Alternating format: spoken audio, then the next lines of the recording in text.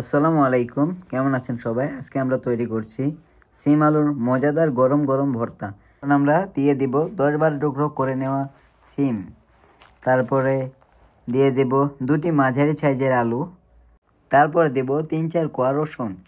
তারপর সবগুলো উপকরণ সিদ্ধ হওয়ার জন্য দিয়ে দেব এর মধ্যে 1 কাপ পানি। আর পানি দিয়ে ঢাকনা দিয়ে এটা সিদ্ধ হওয়ার জন্য অপেক্ষা করতে হবে কিছুক্ষণ। সিদ্ধ হওয়ার মাঝে আমরা ছাদে থেকে নিয়ে আসলাম আমাদের গাছের ধনিয়া পাতা। এরই মধ্যে আমাদের সবজিগুলো সিদ্ধ হয়ে গেছে। পরে আমরা দিয়ে দেব কিছুটা সরিষার তেল, তারপরে কিউব করে নেওয়া একটু টমেটো দিয়ে দেব এর মধ্যে। তারপর সব কিছু একসাথে কিছুক্ষণ ভেজে নেব। উপকরণগুলো ভাজতে ভাজতে দেখবেন টমেটোটা সিদ্ধ হয়ে গেছে। এরপরে দিয়ে দিবেন কাঁচামরিচ 2টি, লবণ দিয়ে দিবেন স্বাদ মতো। তারপরে এটাকে আবার নাড়াচাড়া করবেন।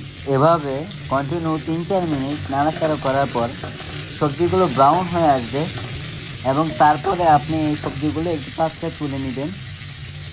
একই পাত্রে আমরা দিয়ে দিলাম অল্প কিছুটা সরিষার তেল, তারপর 7-8টি শুকনো মরিচ দিয়ে ভালো করে এটা ভেজে নিতে হবে। চলুন এবার ভর্তার প্রস্তুত প্রণালীতে যাই। কিছুটা শুকনো মরিচ নিয়ে তারপরে স্বাদমতো লবণ দিয়ে এটাকে ভালো করে ম্যাশ করে নিতে হবে। তারপরে কিছুটা পেঁয়াজ এবং অল্প কিছুটা সরিষার তেল দিয়ে এটাকে ভালো করে ম্যাশ করে নিয়ে এরপরে আমরা এই উপকরণগুলো ভালো করে মাখিয়ে নিতে হবে। তারপর সিম আলুর ভেজে নেওয়া সবজিগুলো দিয়ে দেব।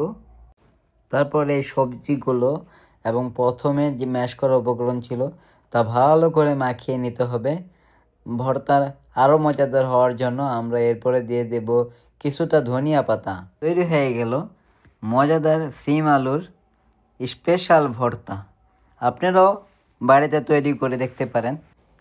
আপনাদের তৈরি করা ভর্তাটা কেমন হয়েছে নিশ্চয়ই কমেন্টসে জানাবেন। অবশ্যই লাইক, শেয়ার অ্যান্ড ফলো করবেন।